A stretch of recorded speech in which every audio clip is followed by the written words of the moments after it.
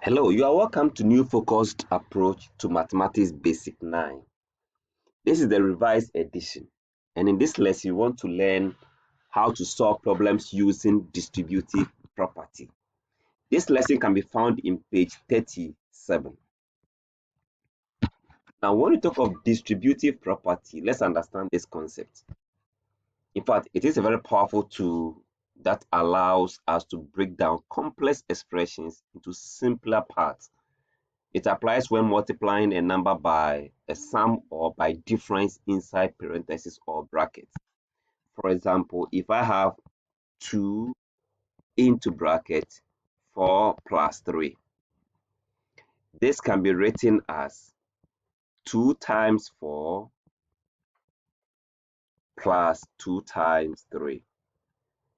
And of course, 2 into bracket 4 times 4 plus 3 is 7. 2 times 4 here will give me 8. 2 times 3 will give me 6. If I multiply 2 times 7, I have 14. If I add 8 plus 6, I have 14.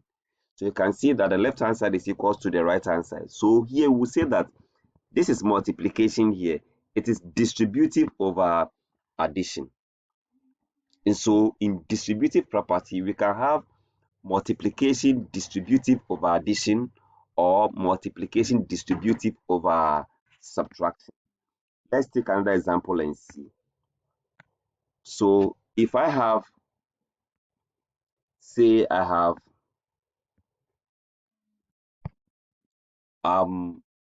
4 times 2 minus 7. Okay, this can be written as 4 times 2 minus 4 times 7. Now, for the left-hand side, I have 4 multiplying 2 minus 7 will give me 5, negative 5.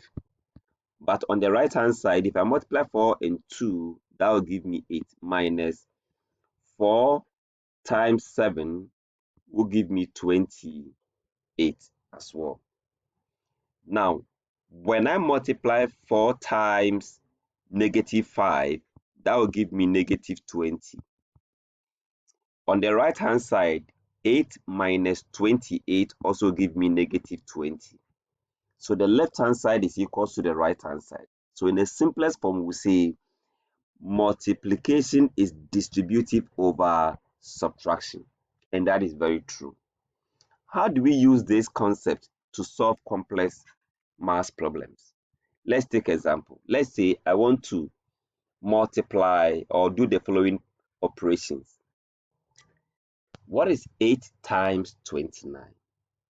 8 times 29 probably is very complex for you to do mentally.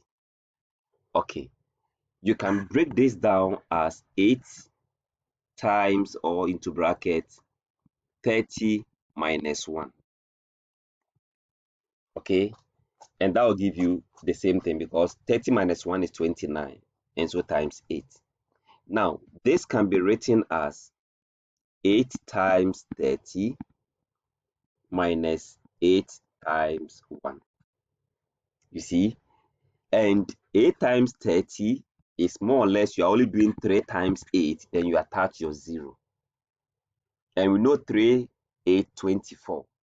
So 24, we attach 0. Then minus 8 times 1 is 8. So instead of doing this complex multiplication, now the work becomes 240 minus 8, which will give us 232. And so 8 times 29 is the same as 232. Now let's try with the B. The B is 18 times 52, and that is very big, right? 18 times 52 is big, but I can just do 18 times 50 plus 2, which of course can be the same as 18 times 50 plus 18 times 2. And you know 18 times 50 is easy to do because you can only do 18 times 5 and attach 0. And 18 times 5 is very easy as well because you divide 18 by 2, you attach 0. And so that is going to give us 90. Then you attach original 0 to give us 900. Okay, so 18 times 50 will give us 900 plus 18 times 2 is very easy. You're only doubling 18, and that is 36. So in a nutshell, this becomes 936. So multiplying 18 times 52 can be done using distributive property to break this complex into the simplest form to simplify it. Right. And let's do the last one. 17 times 24. I can write 17 times 24 as 20 plus 4. And that will be very easy. I can write 17 times 20 plus 17 times 4. Of course, 17 times 20 is more or less doing 17 times 2, which is 34. Okay, then you attach our 0. Plus 17 times 4 simply means double 17 and double it again. Double 17, you get 34, right?